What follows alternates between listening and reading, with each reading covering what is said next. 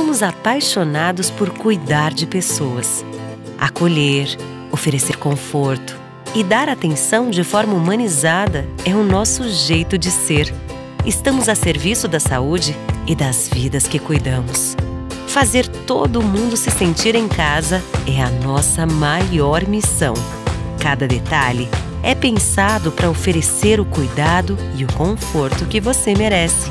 É por isso que o Hospital Unimed Erechim está de portas abertas para te atender. Nosso jeito de cuidar se faz presente em todos os ambientes do hospital. Aqui tem tudo o que você precisa para se recuperar e se sentir bem. A gente dá atenção à sua saúde enquanto você recebe todo o cuidado. Hospital Unimed, para você se sentir em casa.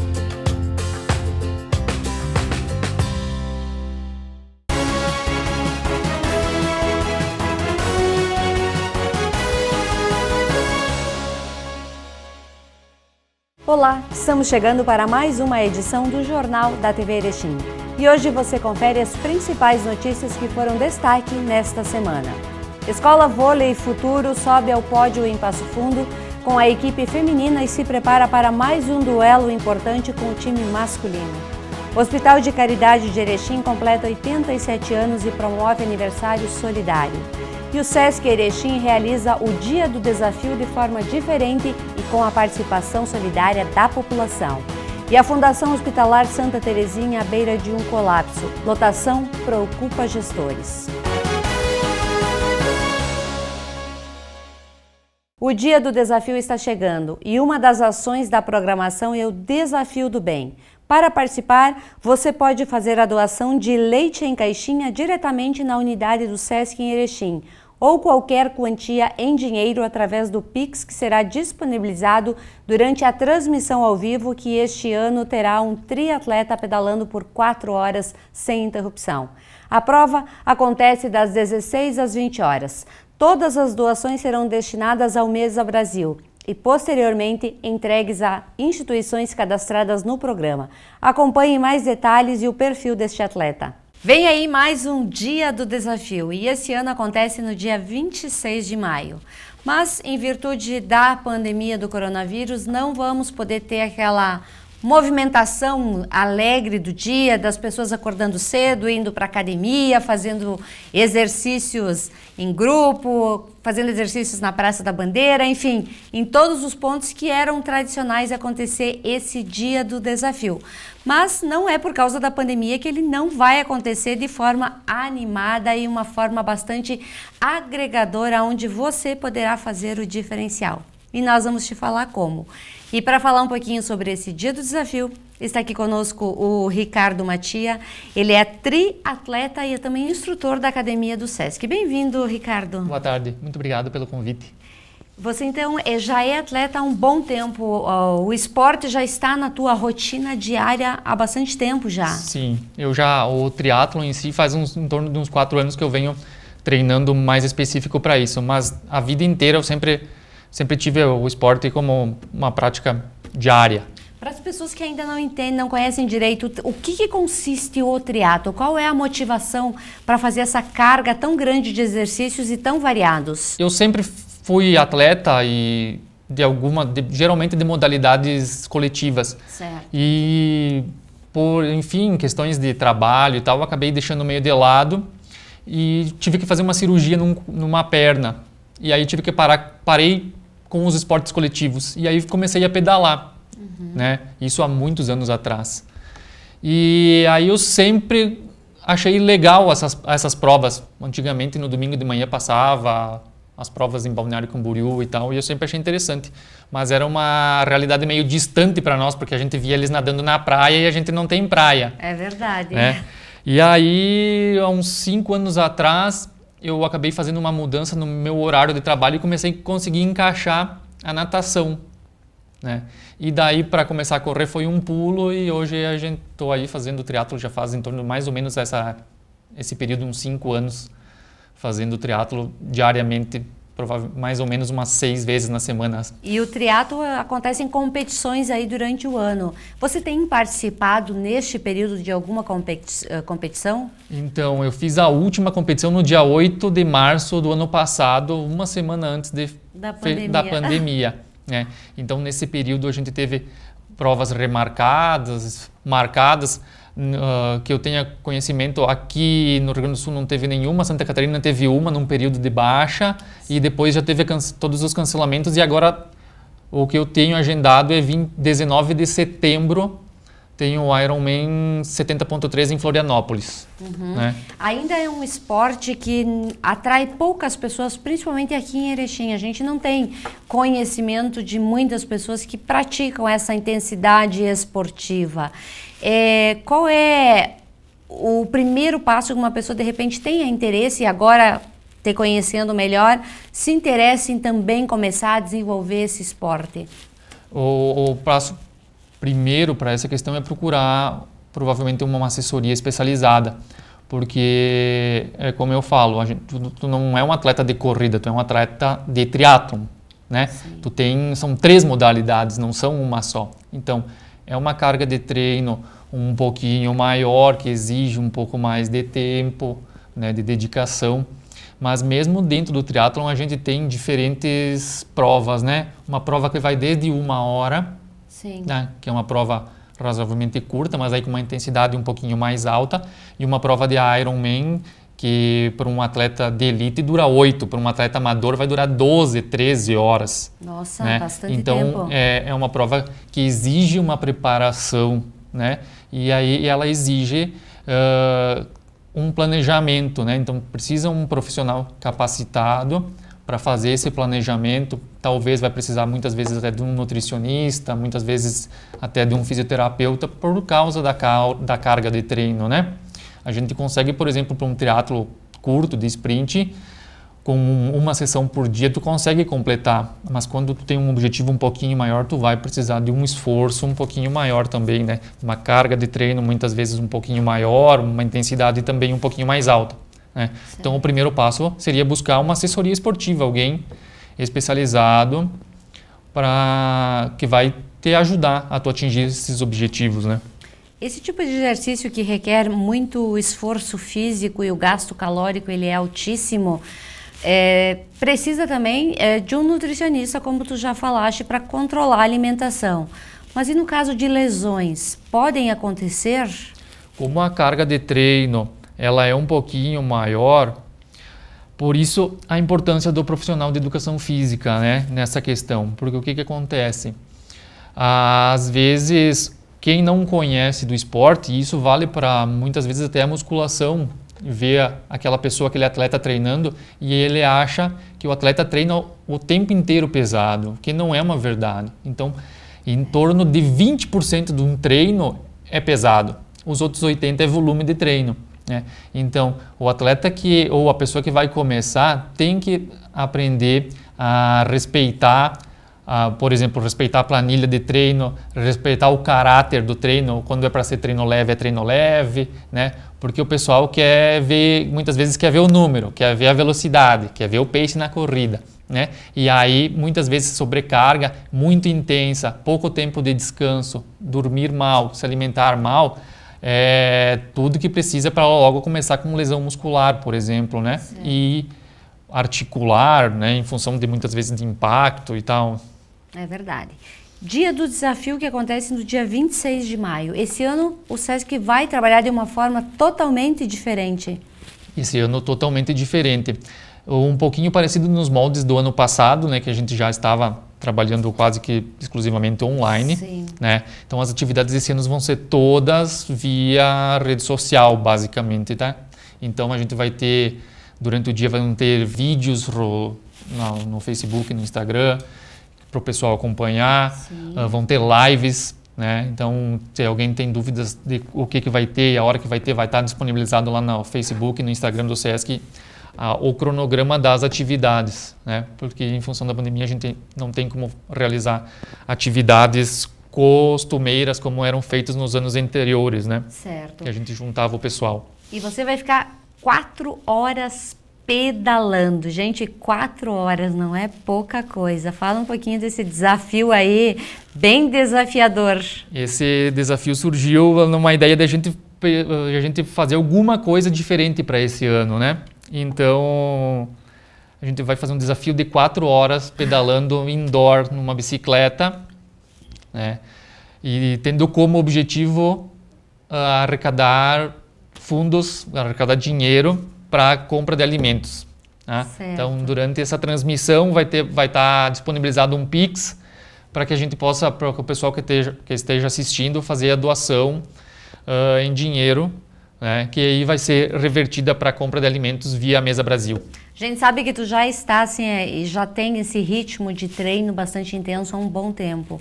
Mas ficar 4 horas sentado numa bicicleta, tem que pensar na questão de alimentação, na questão de água, questão de banheiro. Como é que está estruturada toda essa parte aí para a gente entender, né? A gente tem uma logística já mais ou menos organizada, né? Porque em alguns dias do planejamento a gente faz treinos um pouco mais longos, né? Sim. Mas o treino indoor ele é um pouquinho diferente, porque a gente fica basicamente na posição sentada, diferente de quando a gente pedala na rua, que tu alterna, pedalar em pé e pedalar sentado, né? Então ele gera um pouco mais de desconforto por causa da posição sentada.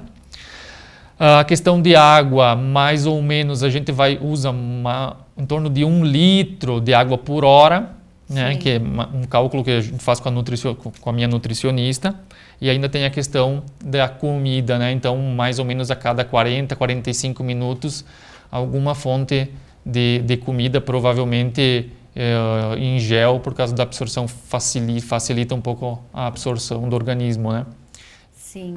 E essa pedalada sua aí de 4 horas, vai ser possível as pessoas acompanharem via rede social, e neste momento que você estiver pedalando, é o momento das pessoas fazerem essa doação através do Pix. Isso. As 4 horas do pedal, do treino, vão estar ao vivo via Facebook do Sesc Erechim. Tá? Então, quem não segue pode aproveitar, curte a página. E aí, durante a transmissão, vai estar lá disponibilizado um número, uma chave Pix, para que você faça essa transferência, né, esse Pix, que aí vai ser convertido em alimentos. Ricardo, nós desejamos para ti boa sorte, que seja um desafio que venha somar na tua vida e também que seja uma fonte de inspiração para pessoas que de repente não praticam atividade física nenhuma, se desafiar a de repente começar devagarinho, fazer uma caminhadinha de 10, 15 minutos, depois de 1 mês, 2, dar uma corridinha e, enfim, aos poucos ir incrementando o exercício físico na rotina, porque saúde é qualidade de vida. Sim, esse é um dos objetivos também, além da questão do alimento, um incentivo, estimular as pessoas a começarem a fazer uma atividade física e aí tomar gosto pela prática e evoluir, buscar uma academia, buscar um profissional de educação física e evoluir, né? Porque cada dia mais a gente vê que se comprova os benefícios do exercício, né? É uma coisa que já é bem esclarecida, mas cada dia mais tem aparecido, né? E é uma questão que é para a vida inteira, né? Vai se somando e é uma poupança, né? Que a gente vai colocando ali que uma hora vai dar tudo certo. Obrigada e boa sorte para você. E a gente vai estar acompanhando e vai estar retransmitindo também pela página da TV Erechim. Então, se você não conseguir acompanhar por um canal, estaremos também retransmitindo. E o importante é que você não deixe de fazer a sua doação. É um momento pandêmico, um momento que as famílias precisam da sua colaboração. Então, já reserva lá um valorzinho para doar para o Mesa Brasil. Obrigada. Muito obrigado.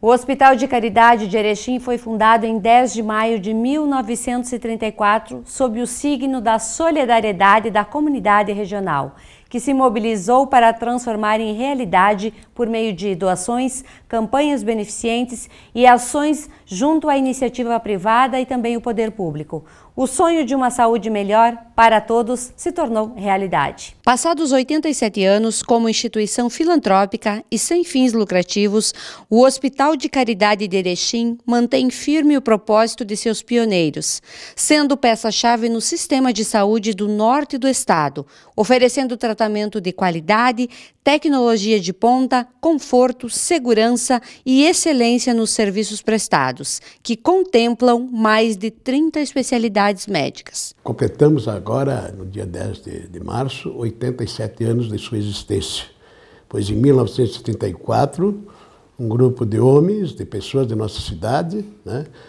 conseguiram transformar um sonho numa realidade. Com a ajuda principalmente da indústria, comércio e das autoridades de nossa cidade, foi fundado o Hospital de Caridade, das quais continua até hoje com seus principais objetivos.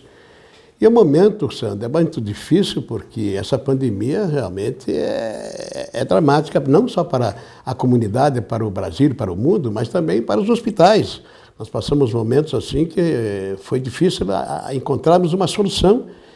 Mas, felizmente, graças à equipe que nós temos aqui, todos, os médicos, corpo clínico, nossos administradores, conseguimos, assim, chegar a um denominador comum e atender todas as pessoas pelas quais nós fomos procurados. Graças a Deus, hoje volta quase que praticamente à normalidade, porém, estamos tendo muito cuidado no sentido de que possa novamente se agravar. Estamos ouvindo aí, vendo... E em alguns casos aí que já começa novamente a voltar esse problema seríssimo que é a pandemia, né? Portanto, Caridade, nessa sua existência, procura, acima de tudo, cumprir, sim, com seus objetivos, através da sua filantropia, através dos seus atendimentos.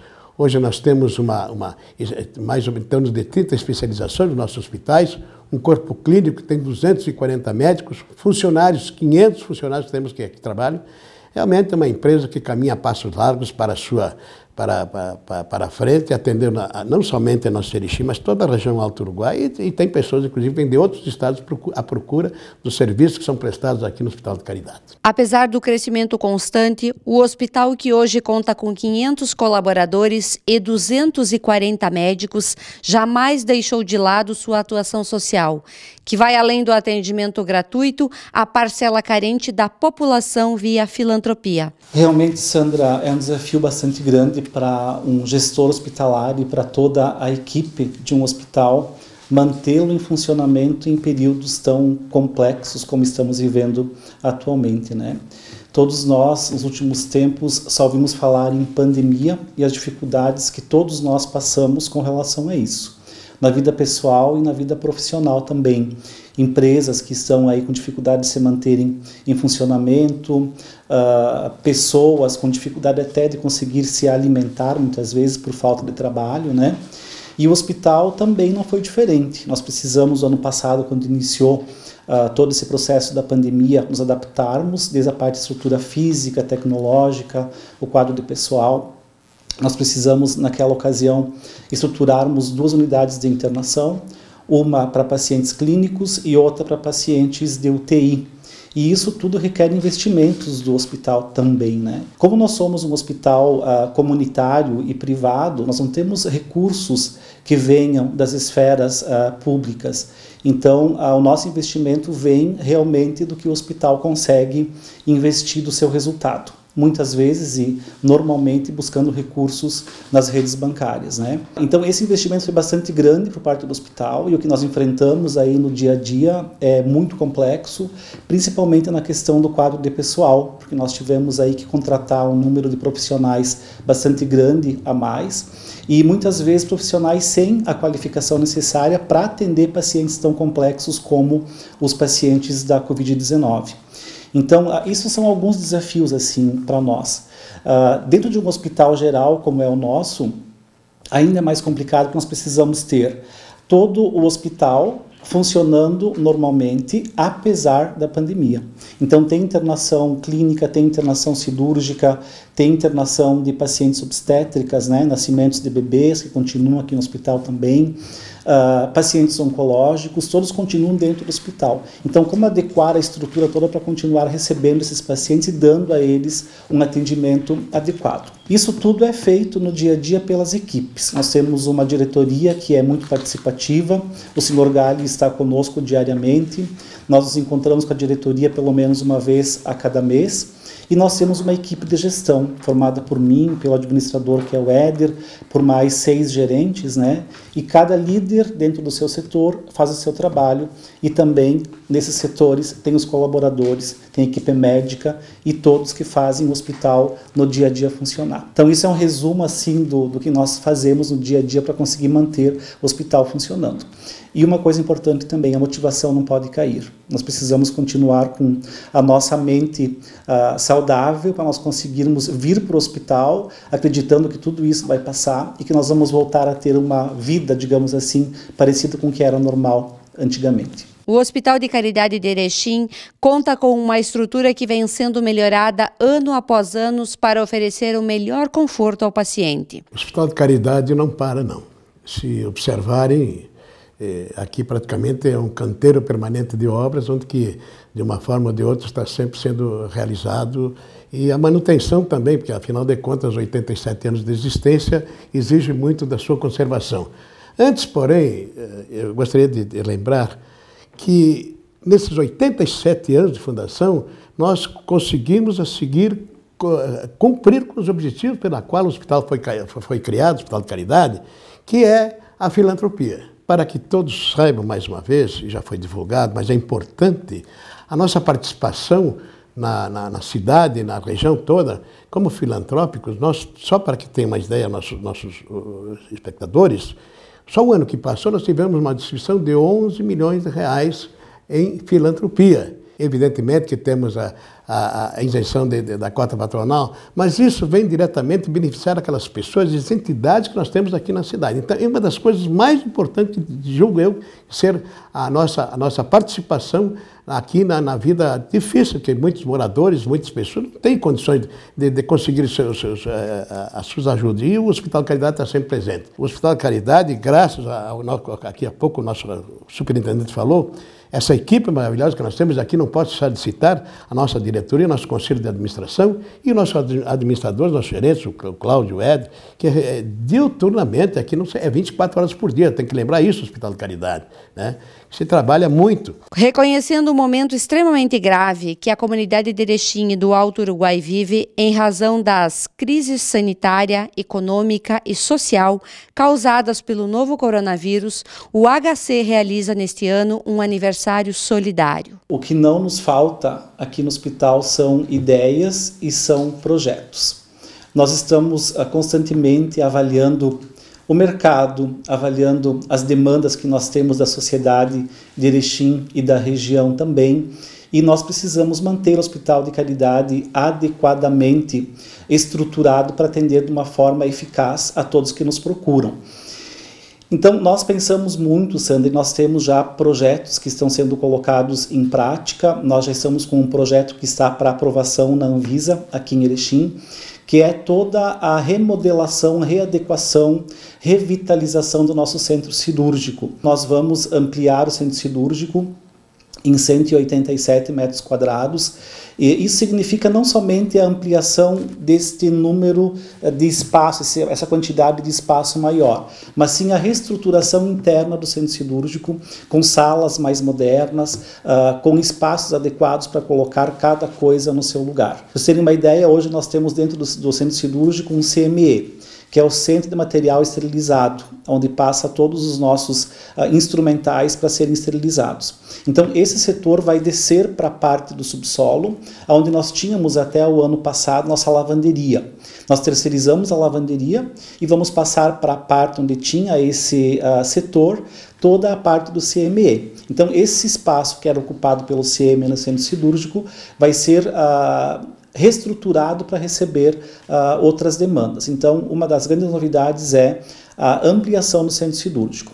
Onde nós temos atualmente a lanchonete do hospital já há muito tempo, será a ampliação do bloco cirúrgico e também uma nova construção para frente de mais alguns metros.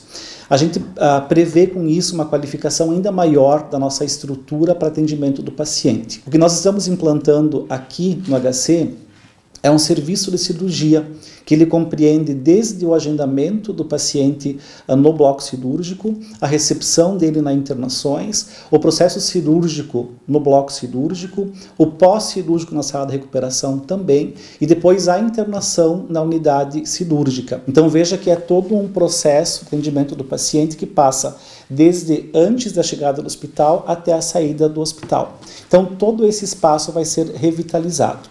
Nós já iniciamos também, há uns 20 dias aproximadamente, a reestruturação e revitalização de apartamentos da unidade de internação cirúrgica. Nós já deixamos um quarto pronto, podemos até depois dar uma olhada no nosso quarto com muito orgulho também, porque é um ambiente que vai lembrar mais a nossa casa e mais um hotel do que propriamente um hospital, com cores um pouco diferenciadas, com uma estrutura também diferenciada para atender com conforto e segurança o nosso paciente. Já fizemos a reforma então desse quarto e já estamos com mais 2 quartos que estão passando atualmente pela reforma. Com previsão de mais uns 20 dias, esses 2 estarão prontos também. Teremos ainda, nessa mesma unidade, mais 14 quartos a serem revitalizados. Ao todo, nós teremos 12 quartos revitalizados, num total de 17 leitos. Então essa é a parte da cirurgia. Obviamente que centro cirúrgico novo, com uma estrutura arquitetônica nova, com a climatização também nova e equipamentos alguns novos. Nós temos um projeto que colocaremos em prática, que será a construção de um novo restaurante.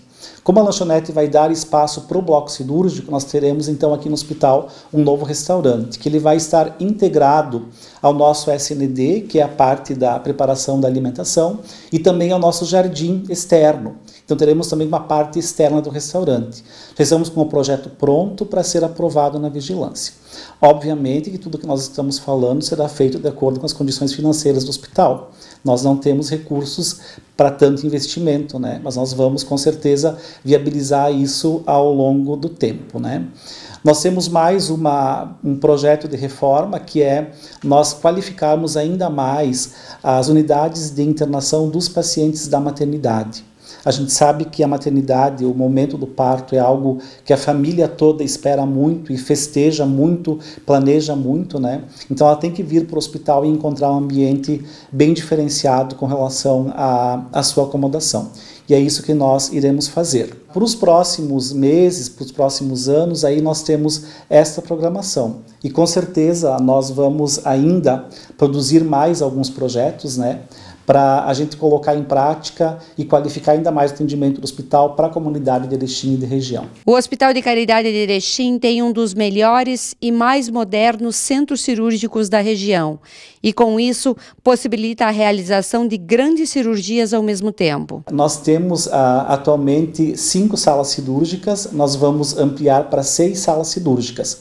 Porém, o hospital ele pode funcionar até 24 horas por dia realizando cirurgias, né? Então, se tu for contabilizar isso, dá para fazer mais de 1.000 cirurgias por mês, né? Agora, a nossa média de cirurgias está sendo 20 cirurgias por dia. Estava sendo antes da pandemia. Agora, na pandemia, nós também reduzimos as cirurgias eletivas, nós paramos por algum tempo as cirurgias eletivas, então estamos realizando menos cirurgias por dia. Atualmente, em torno de 10 a 15 cirurgias por dia são realizadas no bloco cirúrgico do Hospital de Caridade. Neste ano, o hospital realiza diversas ações comunitárias para marcar os 87 anos. Normalmente, a gente comemora internamente entre nós. Mas resolvemos, graças ao trabalho feito por todos os diretores da nossa administração, fazer uma comemoração solidária. Mas como comemoração solidária? A participação, inclusive, da nossa população através de doações de valores para a aquisição de alimentação aos carentes do nosso local. E nesse tempo todo, o hospital ainda... Há pouco tempo, os senhores participaram, inclusive, aqui, com a inauguração dos nossos UTIs, adulto, infantil, né? Da nossa farmácia que foi criada. Então, realmente, o Hospital Caridade vem numa continuidade a todo vapor. E lembrando mais que os recursos são próprios, muito pouca coisa nós recebemos do governo federal e estadual. Entende? Então são recursos gerados pela nossa própria população. E lembrando ainda que toda e qualquer consulta que passa por aqui, qualquer despesa que o hospital tem no hospital, parte disso aí é destinado, como eu falei no início, na nossa filantropia. Então, sempre é bom lembrar, o Hospital Caridade participa com a sua filantropia num valor bastante expressivo, sem falar no seu corpo de funcionários, que quer queira, quer não, contribui para o nosso município, onde temos 500 funcionários diretos, sem falar nos indiretos que trabalham aqui conosco, né? Então, é muito importante e emociona muitas vezes falar no Hospital Caridade. Esse é um trabalho permanente de voluntários que estamos aqui, eu já estou há praticamente 6 anos, né? E continua, e porque aqui se encontra uma equipe maravilhosa que trabalha sem qualquer interesse. Nós não temos distribuição de dividendos, pelo contrário, se dá algum resultado positivo, é investido em benefício do nosso próprio paciente que virá aqui. Essa é a importância. E sobre o aniversário, então, eu acredito que é um momento muito oportuno, onde todos estão sofrendo com essa pandemia. Não é só Erechim, não é só o Brasil, em todos, né? O superintendente do Hospital de Caridade destaca a importância de comemorar os 87 anos de forma solidária e com a participação da comunidade. A população toda de Erechim e da região sabe que o Hospital de Caridade ele foi construído pela comunidade. Por isso que nós somos um hospital comunitário. E para voltar um pouquinho no passado, lá na década de 30 mais ou menos, a comunidade sentiu a necessidade de ter uma casa de saúde para poder tratar os seus pacientes. E através dessa demanda foi iniciada uma campanha pelos líderes da época, onde a população, a comunidade em geral, pessoas físicas e também jurídicas, doaram recursos para a construção do hospital. Desde tijolos, cimento, ferro, recursos financeiros. Nós temos inclusive guardado no cofre do hospital até hoje um livro denominado Livro Ouro do Hospital de Caridade, onde tem lá todas as pessoas que foram sócios fundadores, contribuíram para a construção do hospital. E a nossa responsabilidade enquanto gestores, diretoria e colaboradores é nós mantermos o hospital em funcionamento, modernizado e cada vez crescendo mais. Atualmente, além de nós fazermos a filantropia, como o senhor Gali colocou bem, nós também pensamos nas dificuldades que as pessoas estão passando. Então, a gente vê notícias 24 horas por dia de campanhas que são realizadas pelo Brasil e pelo mundo para auxiliar as pessoas que estão passando por necessidades, inclusive financeiras principalmente, e até de alimentação. Então, a nossa equipe de diretoria e também de gestão resolveu este ano, no aniversário do hospital, presentear também a comunidade. E presentear a comunidade que é mais carente e que é mais necessitada. O que nós vamos fazer então? Está para ser lançada essa semana uma campanha que vai se chamar Aniversário Solidário HC 87 anos. Nós vamos pedir que a comunidade faça doação de recursos através de Pix, que nós vamos depois divulgar também, e uma conta bancária, para que nós transformemos esses valores doados em alimentos que serão doados para a comunidade carente através de uma parceria com a Mesa Brasil e o SESC. A chave Pix, para quem quiser já contribuir, que será muito importante para as famílias que irão receber esse benefício, é aniversariosolidariohce.com.br. Essa é a chave Pix. Nós vamos passar com mais tempo, uma outra oportunidade também, a conta bancária. Então, esse é um apelo que o Hospital de Caridade faz para toda a comunidade. Vamos ser mais uma vez solidários e ajudar a comunidade carente através dessa doação. Nós faremos o papel de transformar esses recursos em alimentos para quem realmente precisa. No próximo bloco, Escola de Vôlei Futuro sobe ao pódio em Passo Fundo com a equipe feminina e se prepara para mais um duelo importante com o time masculino. E a Fundação Hospitalar Santa Terezinha à beira de um colapso. Lotação preocupa gestores. Somos apaixonados por cuidar de pessoas, acolher, oferecer conforto e dar atenção de forma humanizada é o nosso jeito de ser. Estamos a serviço da saúde e das vidas que cuidamos. Fazer todo mundo se sentir em casa é a nossa maior missão. Cada detalhe é pensado para oferecer o cuidado e o conforto que você merece. É por isso que o Hospital Unimed Erechim está de portas abertas para te atender. Nosso jeito de cuidar se faz presente em todos os ambientes do hospital. Aqui tem tudo o que você precisa para se recuperar e se sentir bem. A gente dá atenção à sua saúde enquanto você recebe todo o cuidado. Hospital Unimed, para você se sentir em casa.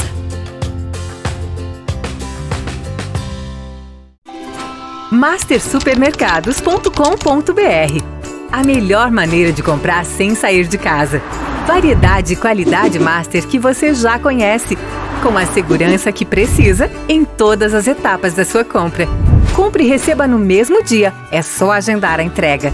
Acesse o site www.mastersupermercados.com.br. Fácil comprar, seguro de receber. Promoção 40 anos junto Sicredi Unistados. Vamos celebrar nosso aniversário distribuindo mais de 1 milhão em prêmios. São 4 Fiat Toro, 53 motocicletas Yamaha e 53 poupanças de R$2.000. A cada R$100 investidos em cota capital, você ganha um número da sorte. E pronto, é só torcer. São prêmios incríveis esperando por você. Participe! Sicredi, gente que coopera, cresce.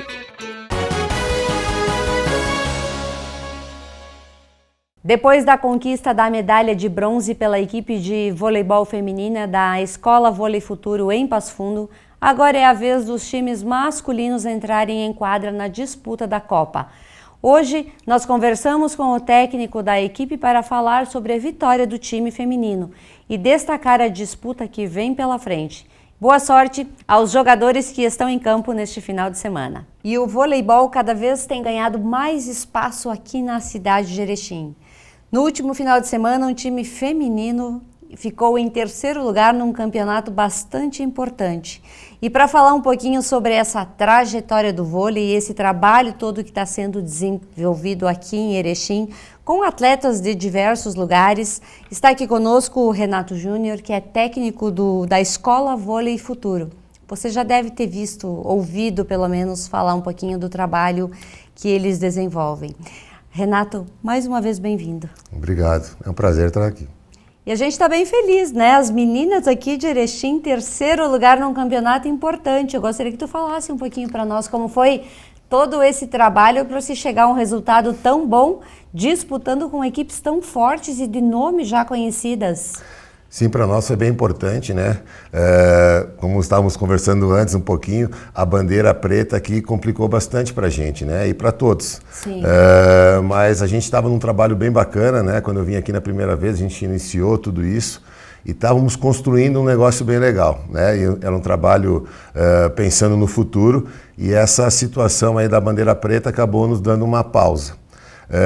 Voltamos a treinar. E um treino, e mesmo sem a equipe principal treinando, sim, a gente conseguiu fazer esse treino e ir para esse torneio em Passo Fundo, que era uma prévia de uma provável Liga C, que eles querem trazer ali para Passo Fundo, que a equipe quer disputar também, que é o Ceruni. E eles convidaram equipes que jogam, né, a terceira divisão aí do Campeonato Brasileiro, né, da Superliga, que é a Superliga C. E conseguimos um resultado bem bacana, né? Um terceiro lugar, onde deixamos aí 2 equipes que jogam a Liga C ou querem jogar a Liga C esse ano, ficaram para trás da gente. Qual é o perfil das atletas que estavam disputando esse campeonato, esse torneio? Então, a gente ainda é um pouco amador nesse quesito. Todas elas trabalham ou estudam, né? Todas aqui na região, é o Erechim, Chapecó e Concórdia, onde a gente conseguiu a maioria das meninas, mas todas trabalham, né? Aqui a gente treina no final de semana, não são como as outras equipes aí que a gente disputou, que elas estudam ou só jogam, né? Elas recebem para isso, ainda estamos estruturando para em breve chegar nisso aí, tanto no feminino quanto no masculino. As meninas aqui de Erechim, elas já estão fazendo todo esse trabalho de treinamento contigo já há um bom tempo. Para se chegar numa equipe, para ir para um torneio, qual é o diferencial que é necessário para se ter êxito? Assim, hoje a gente, como eu falei, né, a gente está começando, né, o nosso trabalho, está bem atrasada a nossa escolinha. A gente tem agora um início no final do mês aí de uma clínica e depois a gente começa com a escolinha. Seria através dessa situação, né? De subir de categorias e até chegar na equipe principal. Hoje a gente formou um grupo, né? Elas se conheciam, já jogavam juntas, ou isso aqui, ali, foram chamando e montou-se um grupo aí de 20 meninas, aonde eu tenho que escolher aí 14, que não é fácil. Difícil. Que não é fácil. Mas é assim, né? Tu tem que fazer essas escolhas e a gente vai para os torneios assim, né? Através desse contato delas. Mas como eu falei, em breve a gente quer ter uma equipe mais profissional, a gente quer, né, melhorar, treinar mais vezes na semana e depois já tem a sequência aí, a Liga Gaúcha aí que tem, assim que melhorar a bandeira, esperamos que melhore. Vai ter pelo menos um final de semana por mês, vai ter o torneio que é a Liga Gaúcha. E uma etapa aqui também em Erechim. Os meninos também podem treinar, porque a gente está falando das meninas, aí elas fizeram bonito, e os guris? Então, esse próximo final de semana, nós vamos também de novo para Passo Fundo, no mesmo torneio, agora o masculino adulto. Vamos com 2 equipes, né? Duas equipes do EVF. Uma representa Erechim, a outra representa Três Arroios. A gente está indo para lá também em busca agora do título, né? Temos uma equipe um pouco mais estruturada, a masculina, já treino com eles um pouco mais tempo do que as meninas. Temos algumas promessas ali de jogadores, de ser bons jogadores, de um alto nível. Então, a expectativa nossa é bem grande, né? Queremos aí tá disputando. Até a nossa chave, eu não conheço todas as equipes, mas pelo que eles falaram para mim, os atletas que já conhecem algum, o Júlio também, que é o nosso supervisor geral, aí, o nosso chefe, falou que a equipe mais forte é Santa Maria. Opa. E o nosso primeiro jogo é Santa Maria na chave. E classificam 12 equipes. Então, já temos que mostrar já logo no início, né? É importante. E depois a outra equipe também joga com a equipe da casa, enfim. Temos aí boas expectativas aí. Se der tudo certo, a gente trabalhar direitinho e acreditar no trabalho, eu acho que dá para a gente chegar aí num pódio com as 2 equipes. Qual é o tempo de vida útil para uma pessoa que quer jogar vôlei, que quer participar de campeonatos? Qual é o perfil de idade? Tem que ser alto ou pode ter baixinho na equipe? Não, hoje não tem mais esse mito de voleibol, tem que ser alto, né? Graças a Deus. Temos o líbero, né, que é um jogador que faz o fundo da quadra, que é muito ágil, é muito rápido. Sim. Então, às vezes não, a maioria dos jogadores altos não tem toda essa destreza. Então, melhor um jogador mais baixo. E idade, não tenho como te falar, limitar uma idade, né? Um exemplo, eu tenho um amigo em Portugal que hoje ele fez 50 anos essa semana aí, e ele joga lá no alto nível. Foi campeão da Copa Portuguesa, disputou, e ele joga já há anos, né? Ele é bronze na vôlei de areia nas Olimpíadas, então ele não tem o que falar, ele tem 50 anos. Se tu se cuidar, se tu fizer um trabalho bacana, desde alimentação, desde uma parte física, a tua vida útil é longa, né? Mas o alto nível aí tu começa a atingir a partir de uns 26 até uns 32, 34, tu tá num nível muito bom. E depois ali dos 34 até os 40, tu administra muito bem, porque tu tá bem fisicamente, tu tem uma experiência. Mas até os 40 aí dá para jogar bem tranquilo. A gente sabe que todo esporte ele demanda custo. E são altos esses custos. Como é que vocês estão estruturando essa parte aí, a parte de apoio das empresas aqui de Erechim, da região, o incentivo para que o voleibol se fortaleça aqui na nossa região? Como eu falei também já na outra vez, né, que eu vim aqui, a gente pensa muito nisso, né, e eu frisei agora antes também que a gente está se estruturando para fazer isso. A gente busca parceiros, né? Fechamos uma parceria com a Traçado, que é a empresa aqui de Erechim, com o Sicredi também nos apoia, temos mais alguns apoiadores, em Três Arroios também tem alguns apoiadores, estamos indo em algumas empresas aqui em Erechim, precisamos disso aí, né? Dessa ajuda financeira para se estruturar, né? Para ter os uniformes, para ter as bolas, para ter tudo, para começar daqui a um tempo a ajudar os atletas. como eu falei, tem atletas de Chapecó, de Concórdia, da região. Tem custo, né? Custo para vir para cá, né? Então, todo esse custo, hoje a gente faz algumas situações aí para arrecadar dinheiro para a gente, com rifas e venda de algumas coisas. A gente está buscando isso aí e está se estruturando. Bom que já conseguimos alguns parceiros aqui e vamos em busca de mais. E como eu falei, esse ano é para esse tipo de projeto. A gente quer jogar a Liga Gaúcha, quer jogar isso. Mas no futuro a gente vai precisar de mais, né? Os próprios investidores que investam um pouco mais para a gente poder jogar uma Liga C, para a gente jogar uma Liga B e no futuro aí breve a gente está numa Superliga. Acho que isso aí é fundamental. Hoje a gente sabe que o futebol ele tem um status enorme. O voleibol já teve isso alguns anos atrás. O que aconteceu que perdeu essa fascinação, o voleibol, e o futebol se mantém? Assim, o futebol não tem como competir, né? O futebol no mundo inteiro é o primeiro esporte, tirando a Polônia, que acho que na Polônia o vôlei é o primeiro esporte. Certo. Mas o futebol é uma paixão, né? O voleibol, ainda no nosso país, ele é muito valorizado pelas conquistas que a gente teve, né? Desde lá de 2010, desde 2000, era Bernardinho, que está sempre aí ganhando tudo. É muito bom, tanto no masculino quanto no feminino, com o Zé Roberto. A gente tem conquistado alguns títulos. Mas nos últimos tempos o grande problema é justamente o incentivo, né? As parcerias, as empresas, né? Não estamos muito bem, agora com a pandemia mais ainda. Algumas equipes que eu acompanho, que eu tenho uns amigos, a atual campeã aí, Taubaté, desmanchou o elenco que tinha Bruninho, Lucão. O Bruninho foi para a Itália, Lucão está em Campinas, está se moldando de uma forma diferente. Mas se mantém ainda, né? Sim. Ainda a gente tem mais mídia aí do que os outros esportes. E eu acho que o importante para nós é ter essa oportunidade que a gente está tendo hoje, né?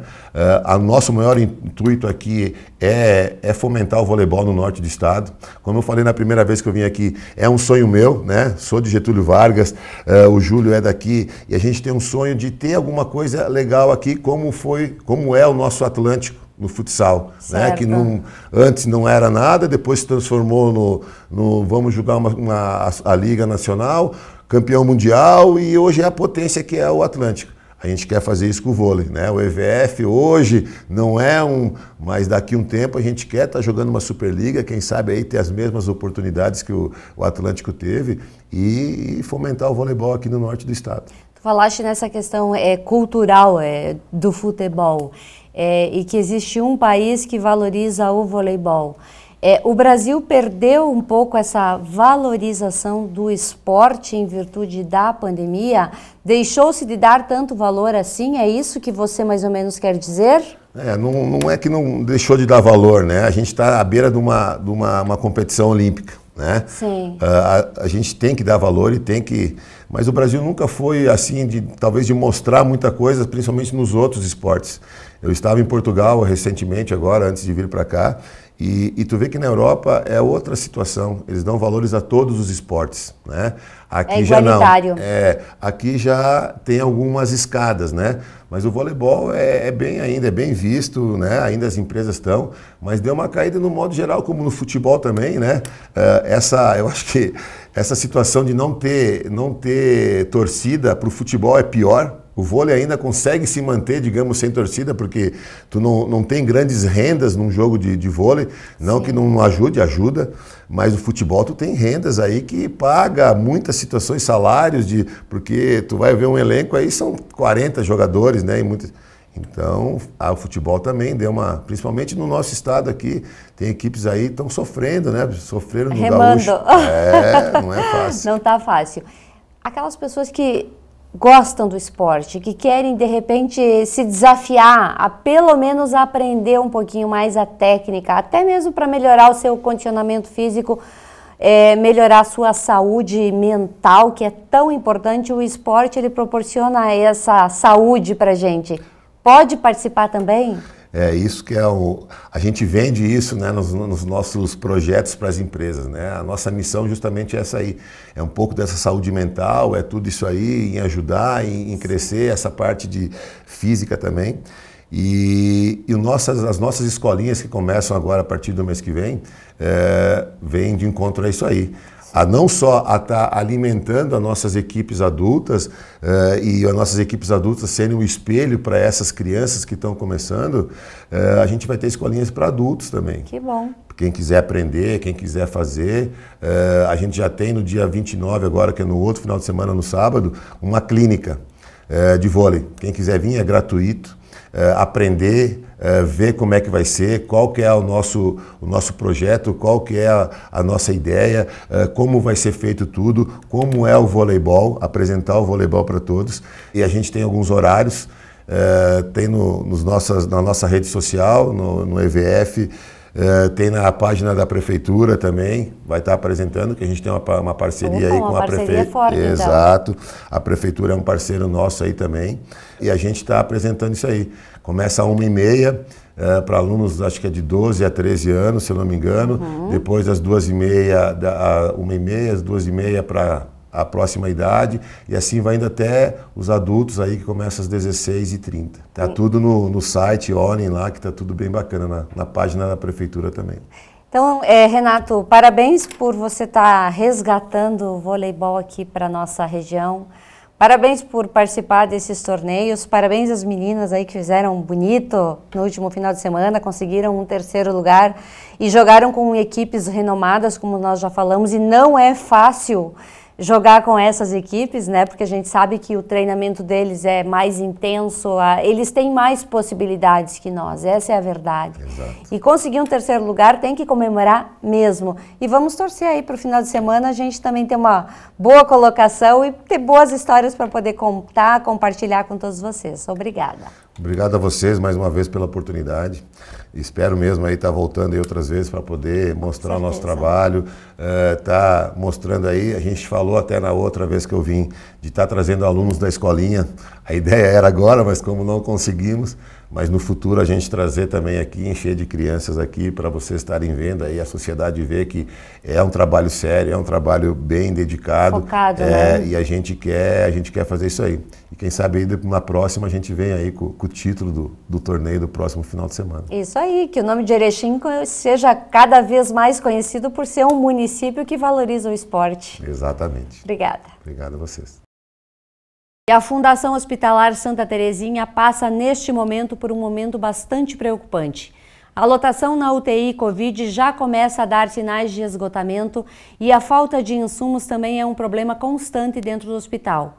Acompanhe agora a fala do diretor Rafael Ayub. Diante do cenário caótico que novamente nós estamos vivendo, chegando a ter as UTIs do Hospital de Caridade e também o Hospital Santa Terezinha lotadas, nós convidamos o diretor Rafael Ayub para falar um pouquinho sobre esse cenário caótico que novamente nós estamos vivendo, de pandemia, de hospitais lotados, de muitas pessoas contaminadas, de falta de medicamento, de falta de recursos.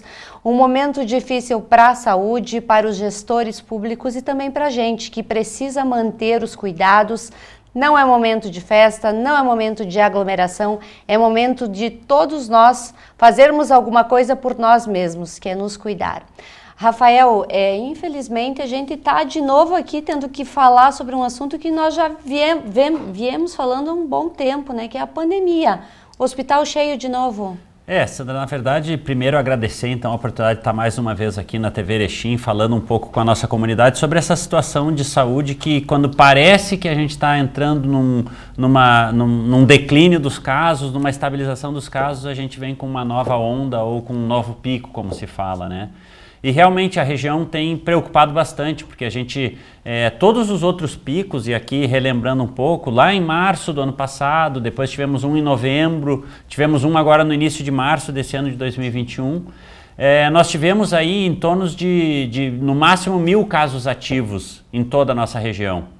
E o que a gente viu nesse mês de maio, infelizmente, é isso. Tivemos lá em 3 de março cerca de 990 pacientes com o Covid, que são os que a gente chama de casos ativos. Sim. Reduzimos para 300, para 160, inclusive, em determinado momento. E no início de maio tínhamos 300 casos ativos na região.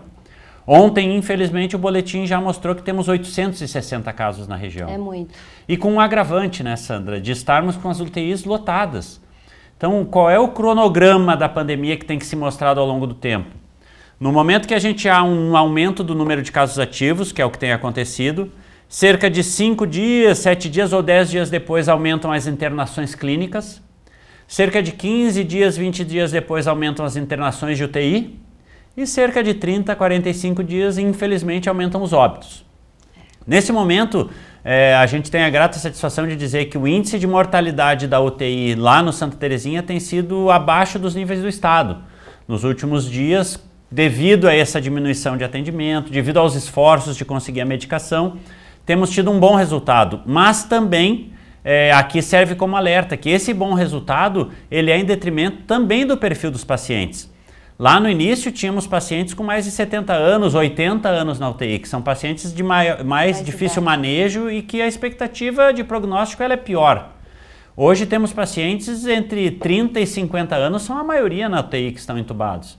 Claro que o bom é que eles têm uma melhor resistência, eles provavelmente tenham impactado aí para esse resultado melhor de índice de mortalidade menor, mas com certeza saem com sequelas que são bastante complicadas de se tratar e de se conviver com elas. Então, realmente, Sandra, nesse momento onde a gente vê um aumento dos casos ativos na região, a gente segue com a dificuldade de medicamento. O hospital, de novo, está cancelando as cirurgias eletivas. Na quarta-feira, chegamos a ficar 1 hora sem medicamento, porque fazemos a compra, temos a expectativa de entrega, na medicação das 8 da manhã conseguimos medicar, mas se não chegasse o medicamento, talvez não medicaríamos às 10 e ao meio-dia. Felizmente, 8h30, 9 horas, chegou uma nova leva de medicamentos. Mas já temos agora o estoque e antes o problema era o rocurônio, que era o relaxante muscular. Hoje já é o sedativo, que é o midazolam, o fentanil, o próprio propofol, que é usado como alternativa. Então isso causa uma apreensão na equipe, causa uma apreensão na gestão do hospital. Temos lá o setor de compras trabalhando dioturnamente, tentando buscar esses recursos para a gente poder dar o atendimento melhor. Mas se os casos continuarem aumentando, pode ser que daqui a 15 dias, quando realmente a região precise mais leitos de UTI, nós não tenhamos esses leitos de UTI. O tempo de permanência dessas pessoas mais jovens, ele é maior, sim, se recuperam, mas ficam às vezes 35 dias, 40 dias numa UTI. Então, se a gente está com ela lotada hoje, imaginar que se dentro de 10 dias, 15 dias precisemos mais leitos, talvez não tenhamos disponível. Então, essa que é a preocupação e sempre o apelo que fazemos a toda a comunidade da compreensão. E a gente tem repetido muito isso, Sandra. A única coisa que não mudou desde o início da pandemia é a forma de transmissão. Então a gente tem que usar máscara e a gente tem insistido muito no uso correto da máscara. Não adianta a gente botar uma máscara às 7 da manhã e retirá-la às 7 da noite.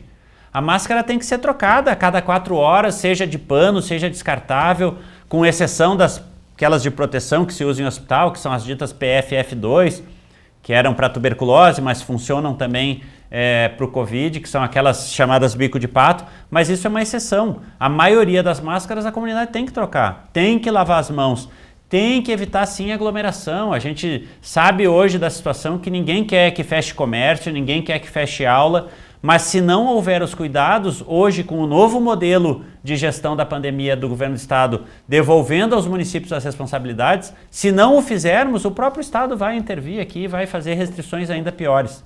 Então, nessa última quinta-feira tivemos a reunião dos prefeitos definindo os novos protocolos, ainda devem ser divulgados com alguma restrição a mais daqui do estado, até porque tivemos realmente nessa quinta-feira já o alerta do estado, indicando um aumento muito grande dos casos e uma pequena estrutura de UTI, quase não temos mais leitos disponíveis, né? Pois é, Rafael, toda vez que houve uma crise dessas, foi ampliado os leitos de UTI por necessidade, emergência.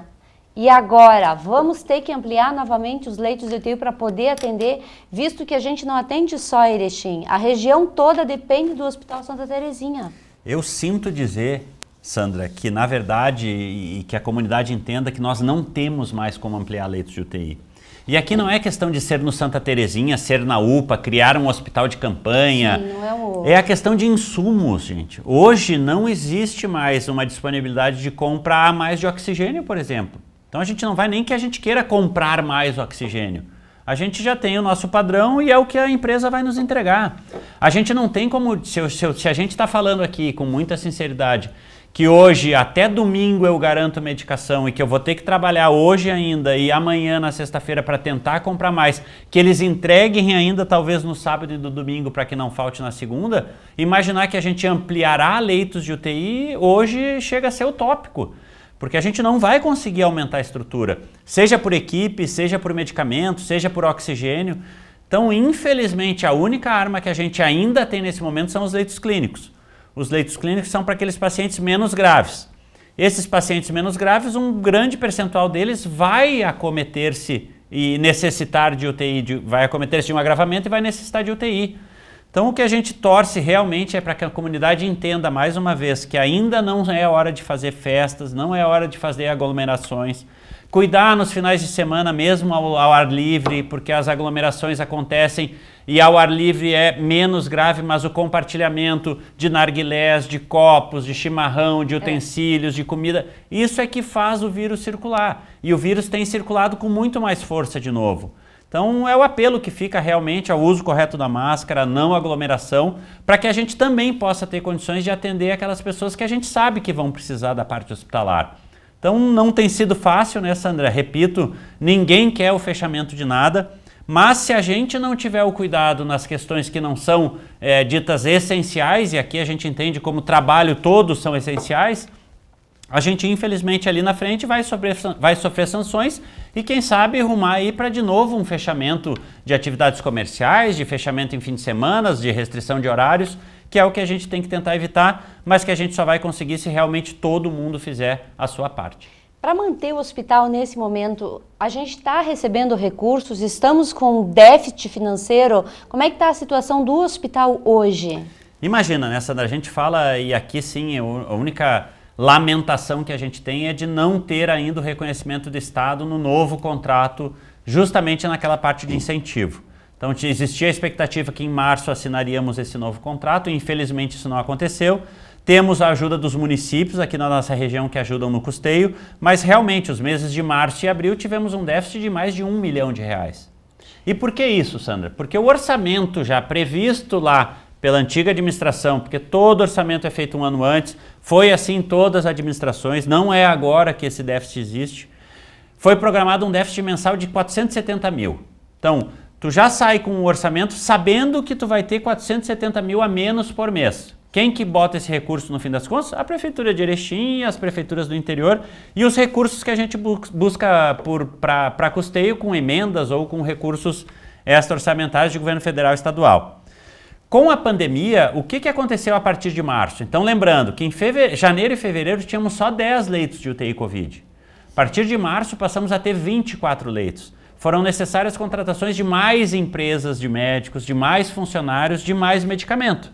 Quando a gente fala em medicamento, vendo isso do abuso de preços, é uma questão de regulação de mercado, às vezes. Quem tem cobra o preço que quiser, compra quem quer. Talvez não devesse ser assim, mas hoje é assim. Então o que acontece? Medicamentos que a gente utiliza para um mês de UTI Covid, e aqui eu falo de 5 medicamentos no estudo que a gente fez, pelos preços que já pagamos esse ano, considerando o menor preço pago, gastaríamos R$320 mil. Certo. Hoje estamos pagando R$640 mil. Ou seja, R$320 mil a mais para ter os mesmos medicamentos. O que vamos fazer? Não vamos comprar? Não vamos deixar sem os pacientes? Infelizmente é a lei da oferta e procura. Então, só aí a gente já aumenta dos 470 para quase 770 mil o déficit. Fora isso, contratação de equipes, contratação e pagamento de horas extras para os funcionários. E aqui, mais uma vez, a gente sabe que só o aplauso não adianta, mas o reconhecimento realmente a todos os profissionais da área da saúde que têm sim se privado de grandes coisas nas suas vidas privadas para poder estar atendendo os pacientes lá. Nós temos funcionários fazendo hora extra quase todo dia. Isso também cansa, mas isso não diminui a qualidade do atendimento desses funcionários a esses pacientes.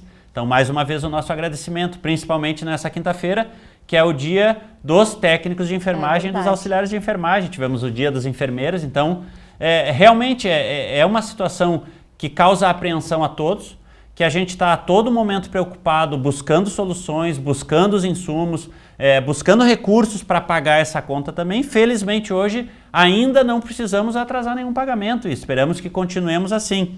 O Estado sinaliza agora com um pouco de recurso a mais em relação à nossa rede de urgência e emergência, que já é um apelo desde outubro do ano passado. E esperamos que em breve tenhamos a boa notícia da renegociação do contrato mesmo, né, Sandra? Que aí sim nós vamos ter mais tranquilidade para trabalhar e talvez ainda mais recursos para investir em mais qualidade, na melhoria de todos os espaços do hospital, para que a gente possa cada vez mais atender melhor o nosso contribuinte, né? E credenciamento de novos serviços para que a gente tenha mais recurso financeiro. Como é que está esse processo todo? Essa é uma briga antiga já, né, Sandra? Mas temos evoluído principalmente na questão da linha do AVC. Então, mesmo o hospital já sendo referência em atendimento do AVC, existem algumas coisas que a gente pode melhorar.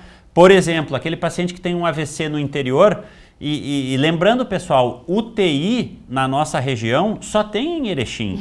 Então a gente vai migrar esses casos de infarto, de AVC, tudo para cá. O AVC ele tem uma particularidade que, se atendido de forma correta nas primeiras 4 horas, o prognóstico é excelente do paciente. Então o que significa isso? Se um paciente está tendo um AVC lá em Marcelino Ramos, nós temos que ter uma central aqui que receba uma ligação, já calcule o tempo que vem, a medicação, vê pelos sinais, manda vir fazer uma tomografia. E para isso a gente tem já estruturado um serviço com ótimos neurologistas aqui, mas a gente não tem a remuneração e a gente não consegue fazer esse sistema como um todo. Então o governo federal já acenou com a possibilidade de credenciamento em AVC, em linha do AVC, que a gente chama. A gente espera que até o final do ano a gente já tenha essa habilitação e receba recurso para fazer esse atendimento da melhor forma. E a nossa velha discussão em termos da hemodinâmica, né, que é a cirurgia cardiovascular. Hoje a gente fala e comentava, hoje tivemos a visita nessa quinta-feira da comitiva da Assembleia Legislativa do Estado relacionada à CPI do abuso de preço de medicamentos, mas já tocava nesse assunto também, tanto do contrato do Santa Terezinha como da hemodinâmica. Hoje a gente às vezes, mesmo com um ótimo atendimento e um encaminhamento para cá, para o Hospital de Santa Terezinha, que é onde tem UTI, a gente precisa encaminhar esses pacientes a Passo Fundo. Aí vocês imaginem, um encaminhamento a Passo Fundo hoje tem demorado 12, 15 dias. Porque ninguém tem feito cirurgia, todo mundo está usando as suas estruturas para o Covid e a gente fica com uma bomba relógio aqui, tendo uma grande capacidade técnica, com profissionais e equipamentos para resolver esse problema aqui. Então essa questão também a gente está trabalhando, tem conversado com a equipe da cardiologia, tem montado até uma estrutura para aumentar o número de atendimentos nessa área e esperamos que em breve a gente também possa trazer boas notícias nesse sentido, que além da boa remuneração, Sandra, traz a resposta imediata para nosso contribuinte aqui, não esperando um leito em Passo Fundo ou Porto Alegre ou causando apreensão, inclusive se o tratamento vai dar tempo ou não, né? Nós temos um pronto-socorro totalmente remodelado. Nesse momento pandêmico, como é que estão os atendimentos? As pessoas ainda estão procurando o pronto-socorro, mesmo não tendo aquela necessidade tão urgente? Não, hoje é engraçado falar isso, né, Sandra? Porque o perfil do atendimento no pronto-socorro ele vai mudando, né? Que bom. Então, nesse ponto é bom, a gente sabe que a atenção básica também tem que funcionar nesse sentido, de fazer diagnóstico, de acompanhar os casos menos graves. Mas toda pessoa que procura o pronto-socorro, ela é atendida. Claro que hoje, principalmente com o Covid, as próprias pessoas têm medo, porque nós não temos 2 ambientes no pronto-socorro. Então, a pessoa que vai com uma suspeita de Covid ou a que vai com suspeita de apendicite, eles entram pela mesma porta. Até se fazer a triagem é que depois a gente separa. Então, muitas pessoas têm esse receio. Mas também cabe o alerta, né, Sandra? A gente não pode deixar de procurar atendimento porque as questões podem agravar. Então o nosso conselho sempre começou uma dor, começou um desconforto, tem alguma suspeita de que a coisa não está bem, procure sua unidade básica mais próxima da sua casa. Se necessário, vai ser encaminhado ao pronto-socorro, mas que evite realmente procurar o pronto-socorro de forma direta, principalmente naqueles casos menos graves, onde não há febre, onde não há falta de ar, onde não há uma dor aguda no tórax, que possa ser alguma coisa relacionada ao infarto. Então, que nos casos menos agudos, que se procure uma unidade básica, talvez encaminhe os seus exames. E a gente vê, às vezes, a ansiedade da comunidade, porque se tu vai numa UBS hoje e agenda uma coleta de exame de sangue para daqui a 3 dias ou 4 dias, essa pessoa já fica preocupada e vai para o pronto-socorro. Porque sabe que lá os exames são feitos na hora. Mas isso também causa um congestionamento no atendimento, às vezes aquela demora que é inconveniente para todo mundo, e até a gente conseguir triar os casos que são mais urgentes ou não urgentes, às vezes isso complica num atendimento da nossa comunidade. Então, só reforçando, dizendo que, claro, o hospital e o pronto-socorro tem que ser procurado para os casos mais graves, mas se tiver dúvida e procurar, vai ter o atendimento, vai passar por uma triagem, mas nos casos menos agudos, em que não há, de novo, uma febre alta, uma dor aguda no peito ou um sangramento, que procure a sua unidade básica de saúde para que possa fazer um tratamento eletivo e buscar as causas para essas patologias, né? Rafael, voltando um pouquinho no Covid, ainda as pessoas não estão entendendo direitinho como é que vai funcionar esses 3 As. Nesse momento foi emitido um alerta. O que esse alerta quer dizer e o que nós devemos dizer para a população? Importante e verdade, às vezes a gente fala dos protocolos serem bem confusos, é que são muitas atividades a regulamentar, né, Sandra? Então, o que o governo do estado pensou? Ele pensou em 3 níveis de ação. Uma é justamente um aviso, que seria o primeiro A. O segundo A seria o alerta. E o terceiro A seria uma ação. Então, o que significa isso? Num primeiro momento, o Comitê Estadual também está monitorando lá os dados, inclusive criou um site que toda a comunidade pode acessar para acompanhar os dados. É só digitar o município, que vai ver os dados de Erechim, por exemplo, de Porto Alegre, comparados com o do estado. O aviso o governo vai disparar sempre que houver uma tendência de piora do quadro do Covid na região. Então ele vai dizer, ó, gente, eu estou avisando que os indicadores estão piorando. Certo. Ainda tem leito de UTI, ainda tem leito clínico, ainda tem medicamento, mas prestem atenção. O segundo nível, então seria uma sinaleira, digamos, verde, vermelho e amarelo, né? O aviso é o verde, ó, pode passar, mas tem que olhar para os lados. Que nós já não estamos nessa situação. Nós nem tivemos o aviso, Sandra. Nós já passamos direto para o alerta. O alerta é, olha, os dados de vocês estão piores que o do estado, ou seja, nós temos mais casos novos por 100 mil habitantes, mais do que o estado vem apresentando, nós temos menos disponibilidade de leitos do que o estado está apresentando, então vocês como região têm que tomar alguma atitude. Quais são as atitudes? Qualquer atitude que você tome que restrinja ainda mais o que o governo do estado disse que pode fazer. Eu vou citar um exemplo aqui, o estado diz que podem ter aulas, um alerta pode fazer o município dizer, suspendam as aulas. Certo. Então, no alerta, não estou dizendo que é isso que vai acontecer aqui na região, estou dando como exemplo. Aqui na região, o comitê se reuniu, fez algumas sugestões aos prefeitos de uma maior restrição em algumas atividades e os prefeitos vão deliberar, porque os prefeitos são soberanos. Então, provavelmente ainda na quinta-feira à noite ou na sexta, os prefeitos vão publicar um novo decreto com algumas restrições a mais. O que podem ser essas restrições? Podem ser de diversas ordens. Pode ser uma restrição de horário de funcionamento, pode ser uma restrição de alguma atividade, pode ser uma restrição de aglomerações, de espetáculos. E ainda a gente vê muita confusão, porque às vezes municípios, e aqui a gente fala de Porto Alegre mesmo, que resolveu liberar tudo. Pode teatro, pode show. Cada região tem que saber onde o seu calo aperta, né, no seu sapato. Aqui, Porto Alegre ainda não teve um alerta, então Porto Alegre está tranquilo, pode usar as medidas que o governo do estado determinou e ainda fazer aquelas variáveis que são possíveis em algumas atividades de forma menos restritiva. Nós no índice de alerta não podemos relaxar mais do que o estado fez e ainda temos que restringir mais alguma coisa.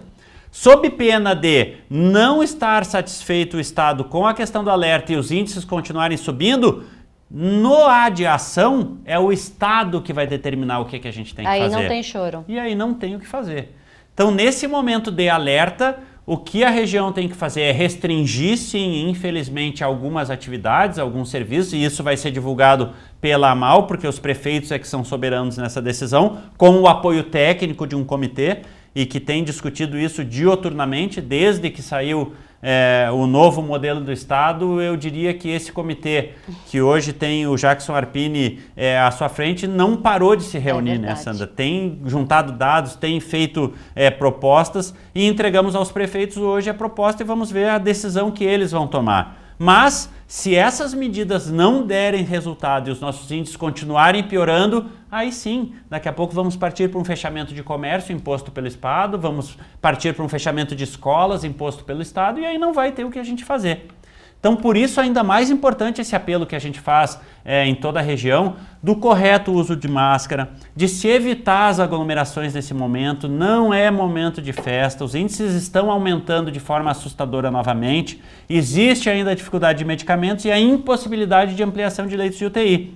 Então vamos cuidar, porque o reflexo do que a gente fizer hoje vai vir daqui a 15 dias. Então, se a gente conseguir restringir isso um pouco hoje, nossos números melhorarão e talvez não precisamos sofrer uma ação do governo do estado nesse sistema de 3 As, que é o aviso, o alerta e a ação. Pois é, tu falaste que cada região tem autonomia para tomar suas decisões. Fecha, por exemplo, viadutos. Os jovens de lá, os que gostam de circular, não vão vir para Erechim? Já foi cogitado isso em reunião?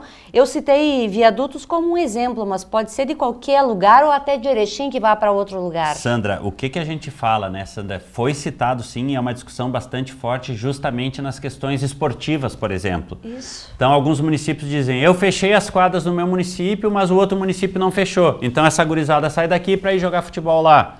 Ah, eu fechei as escolas, mas não fechou as escolas lá. Tem gente de município que vem estudar em Erechim. Sim. Fechei as indústrias hoje, mas a maioria das pessoas trabalha em Erechim. Então, como a gente não consegue ou não precisa restringir ainda os deslocamentos entre municípios, claro que uma restrição que é feita no município maior de Erechim pode impactar nos outros. Talvez o que o município menor restrinja, esses jovens venham buscar aqui. E, inclusive, se discute a possibilidade de, se mantiver academias, por exemplo, ou atividades esportivas, que sejam possíveis somente para moradores do município. Agora, como fiscalizar isso também, né, Sandra? A gente tem que saber que a fiscalização também tem um limite. A própria Brigada Militar, que tem se empenhado muito, junto com a fiscalização de vigilância e até a obrigação de todos os serviços de fiscalização do município estarem atuando focados no Covid, é impossível imaginar que a gente vai ter fiscalização em todas as quadras de futebol, em todas as academias, em todas as escolas, em todas as indústrias, em todo o comércio ao mesmo tempo. Não tem como. Então a conscientização é mais importante, dizendo que faremos nossa parte como gestores, oferecendo talvez os melhores caminhos dentro da possibilidade do quadro, mas que daqui a pouco, se todo mundo não fizer a sua parte, a gente corre o risco de ter imposições de fechamentos, que é o que ninguém quer nesse momento, né? E vivendo esse momento difícil, esse mês tivemos a comemoração aí do Dia do Enfermeiro, Dia do Auxiliar de Enfermagem, mas a gente também não pode esquecer que o melhor presente para eles nesse momento é a nossa colaboração, porque tem profissionais da saúde adoecendo em virtude dessa carga horária exagerada, essa falta de possibilidade de descanso, a insegurança de levar o Covid também para dentro das suas casas, e isso tudo também tem que ser analisado e pesado pelas pessoas. Com certeza, se tu colocasse com muita propriedade, e realmente o que acontece é isso. Hoje, talvez os funcionários da área da saúde não estão mais tão expostos a uma piora por Covid, por estarem vacinados, mas a pressão psicológica, essa questão de ter que trabalhar mais do que a sua carga horária, claro que são remunerados para isso, mas isso gera um cansaço emocional, um cansaço físico, fazendo com que às vezes esses funcionários sejam afastados não pelo Covid, mas por outras questões, causando ainda mais uma sobrecarga aos outros funcionários que ficam lá. Então, realmente, esse apelo ele principalmente primeiro pela vida das pessoas, né? Porque a gente está perdendo ainda familiares, amigos para o Covid, também pelos profissionais de saúde, para que não se sobrecarregue esses profissionais e que a gente consiga passar por mais esse momento de agravamento desses casos, e principalmente para que a gente possa evitar também as restrições em maior grau, porque isso realmente é o que ninguém... a gente ouve muito falar isso, né? Ninguém aguenta mais. Mas ninguém aguenta mais, mas a gente tem que fazer ainda um esforcinho a mais, de evitar justamente aquelas coisas que não são tão essenciais hoje, para que a gente possa aí num futuro próximo, quem sabe, flexibilizar de novo, quem sabe voltar aos encontros, quem sabe voltar aquela música no bar, voltar aquele show, voltar a abrir um cinema, de maneira responsável e de maneira segura para toda a comunidade, né? Rafael, obrigada por mais uma vez atender o nosso pedido e vir falar com a nossa população que as pessoas precisam se cuidar. Então é uma força-tarefa aí que vocês todos têm feito, os comitês de saúde, a MAL, prefeitura, enfim, muitas pessoas estão engajadas nisso porque é necessário, esse cuidado é necessário e é importante para todos nós. Obrigada. Sandra, nós que agradecemos mais uma vez em nome do Santa Terezinha, em nome do Comitê Regional, dizer que realmente a sensação é essa, é que se cada um fizer realmente a sua parte, e a sua parte é usar a máscara de forma correta, lavar as mãos e evitar aglomeração, evitar compartilhamento de objetos, isso a gente vai conseguir ter um resultado melhor ali na frente e quem sabe cada vez mais ter tranquilidade para voltar às atividades e o dia a dia normal, que é tão importante também para a nossa vida. Então, o agradecimento mais uma vez a todos os profissionais da área de saúde e à imprensa também, Sandra, que tem feito um papel belíssimo na orientação, na informação, no reforço dessas medidas, que só assim a gente vai conseguir sair dessa, né? Se você quiser rever algumas de nossas pautas, você pode acompanhar através de nossas redes sociais. Agradecemos a sua audiência e desejamos um ótimo final de semana. E não se esqueça, fique em casa, cuide de você, cuide da sua família.